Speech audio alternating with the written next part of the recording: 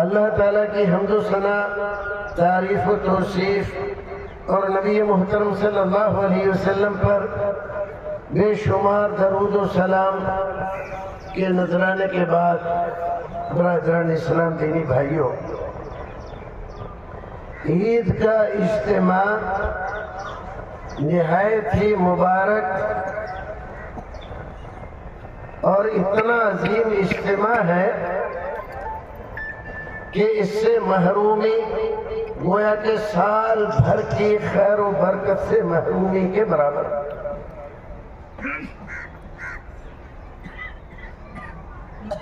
رسول اکرم صلی اللہ علیہ وسلم نے ارشاد فرمایا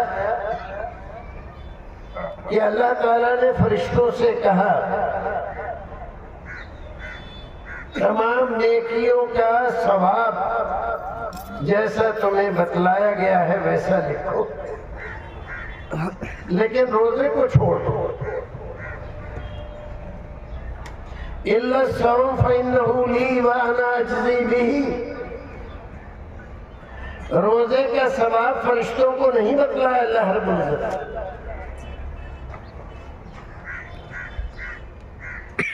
فرمایا بندہ روزہ صرف میرے لیے رکھتا ہے، اور جب وہ میرے لیے رکھتا ہے تو بدلہ ہی میں دوں گا، کسی کو بتلایا نہیں۔ بندے کے اندر روزے کے ایام میں جس قدر خلوص، اللہ رب العزت کی طرف انابت، توبہ، استغفار،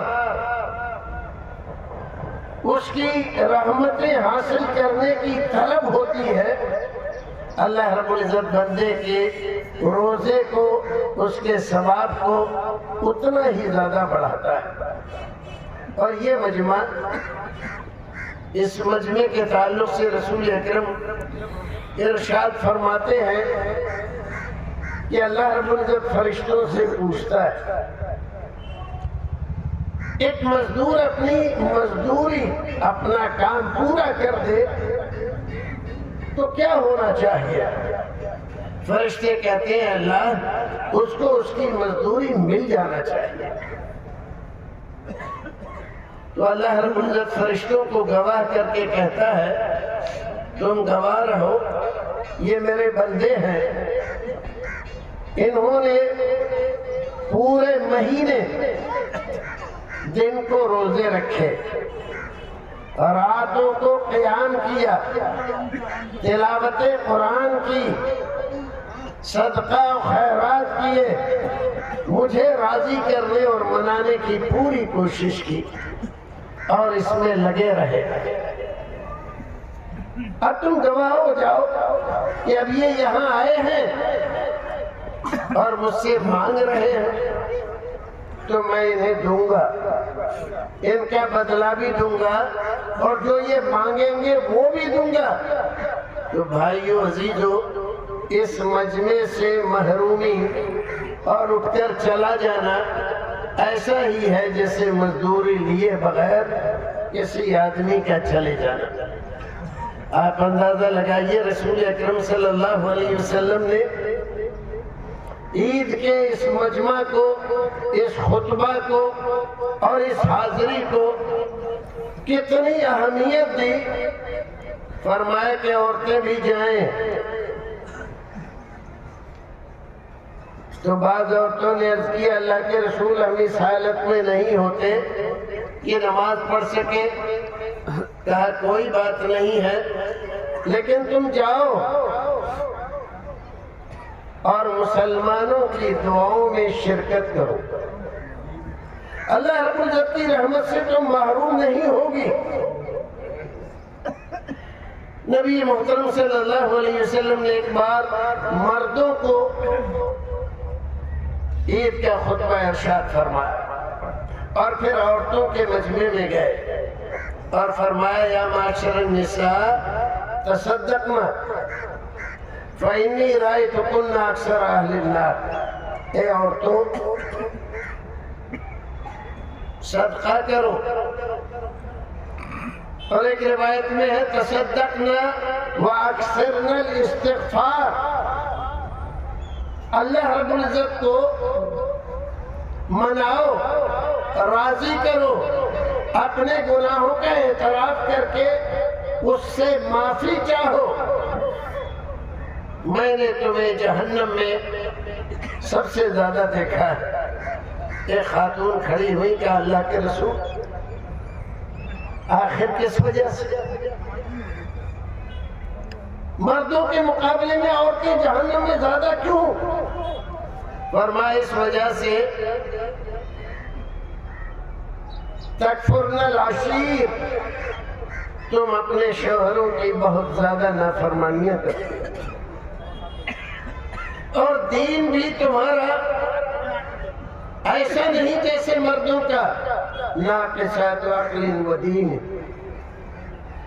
اور اس کے باوجود اپنی سازشوں سے، چالوں سے اچھے خاصے عقل مند آدمی کو تم بے وقوف بنا دیتی ہو۔ اور تم نے جب یہ سنا کہ جہنم میں عورتیں زیادہ ہیں اور آپ یہ فرما رہے ہیں کہ صدقہ کرو اور اپنے آپ کو جہنم سے بچاؤ۔ حضرت بلال رضی اللہ تعالیٰ عنہ رسول اکرم کے ساتھ تھے اور جھولی پھیلائے ہوئے تھے اپنا دامن، تو عورتیں اپنے کانوں کی بالیاں، ہاتھوں کے کنگن، سونے کی چوڑیاں اور دوسری چیزیں اپنے کانوں سے، ہاتھوں سے، پیروں سے نکال کر حضرت بلال کی جھولی میں ڈال رہی تھی، کس لیے؟ جہنم سے بچ جائے۔ بھائیو عزیزو، فَمَنْ زُحْزِحَ عَنِ النَّارِ وَأُدْخِلَ الْجَنَّةَ فَقَدْ فَازَ، یہ چھوٹی سی آیت کریمہ ہے قرآن شریف، لیکن اس میں ہماری زندگی، ایک مسلمان کی زندگی کا حاصل، مقصد، مراد اور ساری زندگی کا کیا کرایا اس میں بتلا دیا گیا ہے۔ ایک مسلمان کے لیے سب سے بڑی کامیابی یہ ہے کہ وہ جہنم سے بچ جائے اور جہنم میں اللہ رب العزت اس کو جگہ عنایت فرمائے۔ فَمَنْ زُحْزِحَ عَنِ النَّارِ وَأُدْخِلَ الْجَنَّةَ فَقَدْ فَازَ۔ یہ دنیا کی مصیبتیں، پریشانیاں، یہاں کی آئے دن کی پریشانیاں، ٹینشنیں اور جو کچھ بھی ہو رہا ہے ہمارے زمانے میں، پہلے زمانے میں بھی ہوتا رہا ہے، کوئی نئی بات نہیں ہو رہی ہے۔ ایک مسلمان اپنے رب سے جڑ کر رہتا ہے، اپنے رب کے اوپر توکل کر کے زندگی گزارتا ہے۔ وَمَنْ يَتَوَكَّلْ عَلَى اللَّهِ فَهُوَ حَسْبُهُ، جو اللہ پر توکل کرتا ہے تو اللہ رب العزت اس کے لیے کافی ہو جاتا ہے، اور فرماتا ہے وَعَلَى اللَّهِ فَلْيَتَوَكَّلِ الْمُؤْمِنُونَ۔ اگر ایمان ہے تمہارا اور ایمان سچا اور پکا ہے تو تمہیں اپنے بھائی پر نہیں، اپنے مال پر نہیں، اپنے اثر و رسوخ پر نہیں، بلکہ اپنے اوپر بھی نہیں، اللہ پر توکل کرنا چاہیے، اللہ پر بھروسہ رکھنا چاہیے۔ مصیبتیں آتی ہیں، چلی جاتی ہیں۔ اس دنیا میں آج کے زمانے میں بہت سے فرعون ہیں، نمرود ہیں، شداد ہیں، حامان ہیں، ہٹلر ہیں، آتے رہیں گے۔ کیا پہلے نہیں تھے؟ پہلے بھی تھے۔ کیا آج نہیں ہے؟ آج بھی ہے۔ لیکن ایمان والوں نے کیا کل ایمان ہاتھ سے دیا تھا، ایمان چھوڑ دیا تھا، اسلام چھوڑ دیا تھا؟ ذرا پڑھو اس سورت کو جو 30ویں پارے میں اللہ رب العزت نے پوری ایک سورہ، سورہ بروج، ظالموں نے مسلمانوں کو لائن میں کھڑا کر دیا، بڑی بڑی گہری خندقیں کھودوائیں اور اس میں آگ دہکائی، اور اس کے بعد کہا کہ تمہیں دو کاموں میں سے ایک کرنا ہے، یا تو ایمان چھوڑنا ہے یا اس گہری کھائی میں، ان غاروں میں، ان خندقوں میں اپنے آپ کو آگ کے حوالے کرنا ہے۔ آپ اندازہ لگا رہے ہیں، یہ ایمان والوں کا تذکرہ اللہ رب العزت نے قرآن میں کیا۔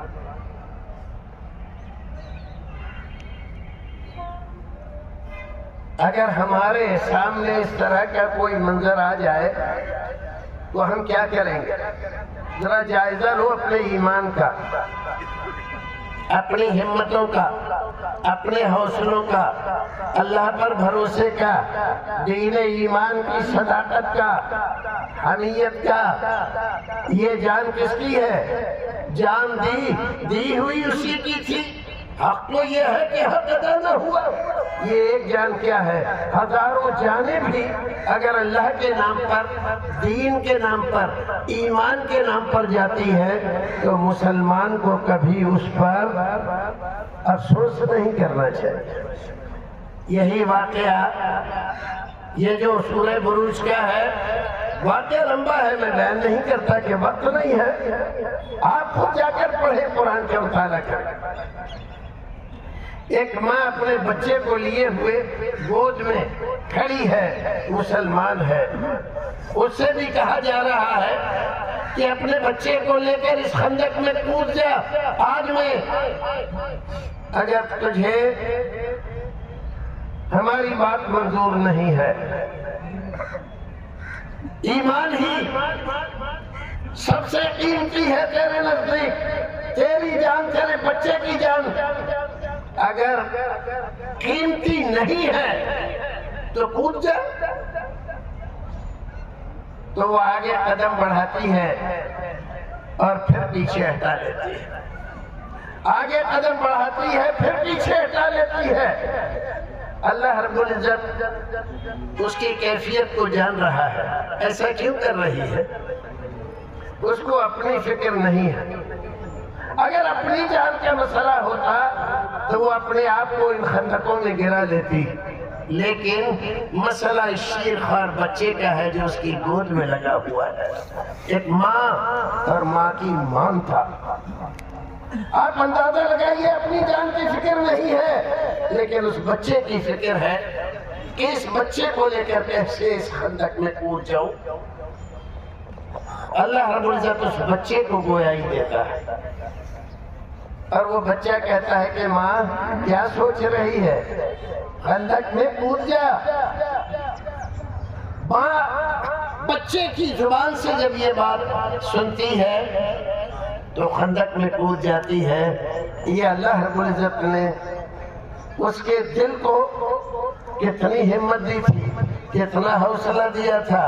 یہ تو ایک واقعہ ہے، یہ تو ایک واقعہ ہے، ایسے ہزاروں واقعات دین اسلام کی خاطر، اسلام کی زندگی میں، مسلمانوں کی زندگی میں آئے ہیں، لیکن ان گیدڑ بھپکیوں سے، ان چھوٹی چھوٹی سزاؤں سے نہ کبھی اسلام چھوڑا ہے مسلمانوں نے، نہ ایمان کا سودا کیا ہے، نہ ضمیر بیچا ہے، کچھ بھی نہیں۔ وہ ہمیشہ سے یہاں آپ دیکھتے ہیں کہ ہم کھڑے ہوتے ہیں عید کی نماز میں، سب سے پہلے اللہ اکبر۔ کیا پیغام ہے اللہ اکبر؟ کیا پیغام ہے اللہ اکبر کا؟ یہ اللہ اکبر کا پیغام ہے کہ اللہ سب سے بڑا ہے، اس سے بڑا کوئی نہیں ہے، اس کی طاقت کے سامنے کسی کی کوئی طاقت